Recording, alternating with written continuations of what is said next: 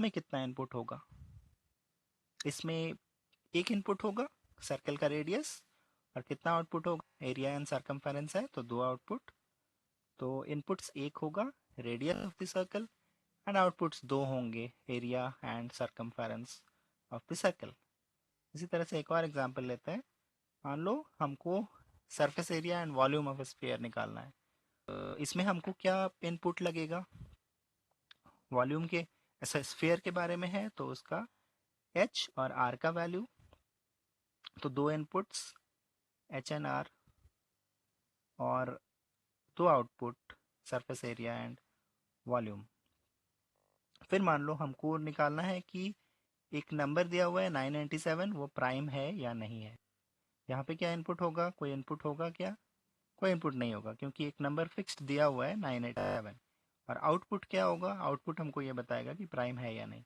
तो zero inputs and one output इस case में। तो number of inputs number of outputs देख रहे हो कि वैरी कर रहा है। नंबर ऑफ इनपुट्स पहले वाले में 4 था, फिर 1 हुआ, फिर 2, फिर 0। आउटपुट्स में 2, 2, 2, 1 इस तरह से। तो नंबर ऑफ इनपुट्स कुछ होगा जो कि 0 हो सकता है जैसे लास्ट वाले में हुआ। नंबर ऑफ आउटपुट्स कुछ होगा बट वो एटलीस्ट 1 होगा। ये बात मन में रखना। एल्गोरिदम का एक एग्जांपल देखते हैं। एल्गोरिदम क्या है? एल्गोरिदम एक सीक्वेंस ऑफ स्टेप्स है। मान लो कि हम एक एग्जांपल ले रहे हैं कि हमको सम एंड एवरेज निकालना है दो नंबर्स का। ठीक है, दो नंबर्स है, उनका हमको सम एंड एवरेज निकालना है। तो सबसे पहला स्टेप एल्गोरिदम का हमेशा ये करना कि फर्स्ट स्टेप में स्टार्ट।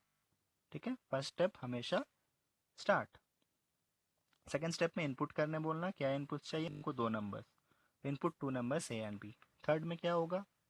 हमको सम निकालना है, तो हम सम फाइंड आउट करेंगे। Find sum S is equal to A plus B. यहाँ एस हमारा वेरिएबल है। फिर नेक्स्ट स्टेप क्या होगा? एवरेज निकालना है, तो फाइंड एवरेज। मान लो वेरिएबल का नाम है A V G equal to S by two.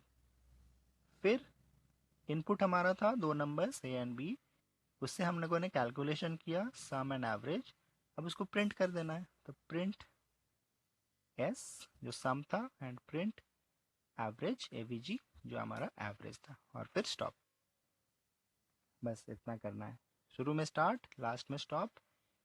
फिर सेकंड लाइन में क्या इनपुट्स है उनको देखना, उनको इनपुट करने के लिए बोलना। फिर सम का जो या जो भी कैलकुलेशंस करना है कैलकुलेशन, और फिर फाइनली आउटपुट। अब देखते हैं एल्गोरिदम को डिफाइन कैसे करते हैं। एल्गोरिदम क्या है? एक सीक्वेंशियली स्टेप्स दिया हुआ है यहाँ जैसे 1 to 7।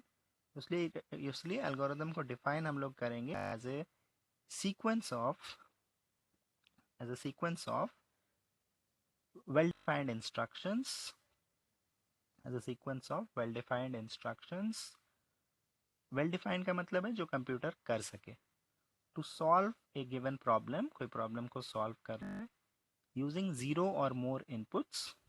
Input number of input zero हो सकता है। टू प्रोड्यूस वन और more output within a finite amount of time. कोई भी प्रॉब्लम ऐसा नहीं होना चाहिए जिसका सोल्यूशन इनफाइनाइट टाइम तक चले। अगर जब तक तुम कुछ ना कुछ गड़बड़ नहीं कर रहे हो तब तक ऐसा नहीं होगा।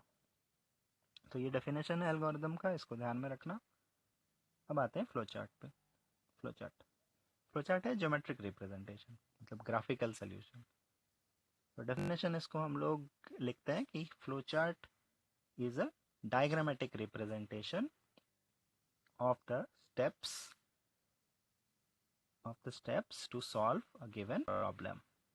ठीक है, एक प्रॉब्लम का सीक्वेंस ऑफ स्टेप्स, अगर सीक्वेंस ऑफ इंस्ट्रक्शंस अगर हम लोग लिख रहे हैं तो वो एल्गोरिदम हुआ।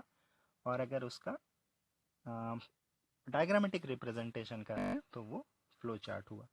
फ्लो चार्ट में ध्यान में रखना कि हम लोगों को हर एक चीज़ कुछ स्पेसिफिक सिंबल्स को यूज़ करके लिखना होता है। 6 या 7 सिंबल्स होते हैं, उन्हीं सिंबल्स को यूज़ करके हमारा फ्लो चार्ट बनता है। स्टेप्स हम लोग जैसे एल्गोरिदम इस एग्जाम्पल में हम लोग लिखे हैं उसी तरह का चीज़ होगा, बस उसको कुछ स्पेसिफिक सिंबल्स के अंदर उनको लिखना होगा। जैसे फॉर एग्जाम्पल सिंबल्स इसमें क्या क्या अलाउड है इन ए फ्लो चार्ट, वो पहले हम लोग देखते हैं। सबसे पहले हम लोग क्या कर रहे थे? एल्गोरिदम में स्टार्ट कर रहे थे। यहाँ भी स्टार्ट करने के लिए और एंड करने के लिए ये वाला सिंबल है, ये कहलाता है स्टार्ट या स्टॉप सिंबल, ठीक है। It is use to begin and end flow chart. Next क्या कर रहे हैं, इनपुट।